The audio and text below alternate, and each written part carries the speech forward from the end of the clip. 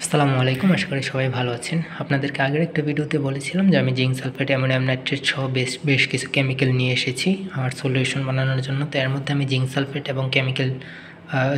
এবং sodium নাইট্রেটের solution preparation করেছি, যার স্পেসিফিক গ্র্যাভিটি 1.2। এটা হচ্ছে জিঙ্ক সালফেটের সলিউশন। এখানে মেনলি জিঙ্ক সালফেট হেপ্টাহাইড্রেট আছে 50 গ্রামের মতো এবং 100 ml পানি আছে। আর এইখানে সোডিয়াম নাইট্রেটও এরকমই 45 থেকে 50 গ্রামের মতো আছে এবং 100 ml পানি আছে। তো এই পরিমাণ অ্যাড করার পর আমি প্রত্যেকটার স্পেসিফিক গ্র্যাভিটি মেপেছি হাইড্রোমিটার দিয়ে। কীভাবে স্পেসিফিক গ্র্যাভিটি মাপতে হয় এটাও আমি আপনাদেরকে আগের একটা ভিডিওতে দেখিয়েছিলাম।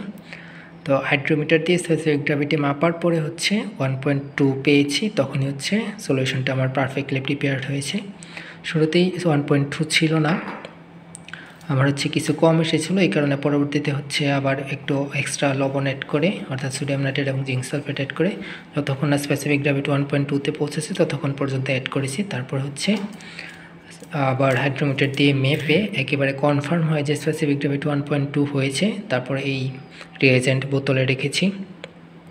এটা প্রিপারেশন করেছি 28 তারিখে, এটা এখানে মার্ক করে রেখে দিয়েছি। আর এটাও প্রিপারেশন করেছি 28 তারিখে।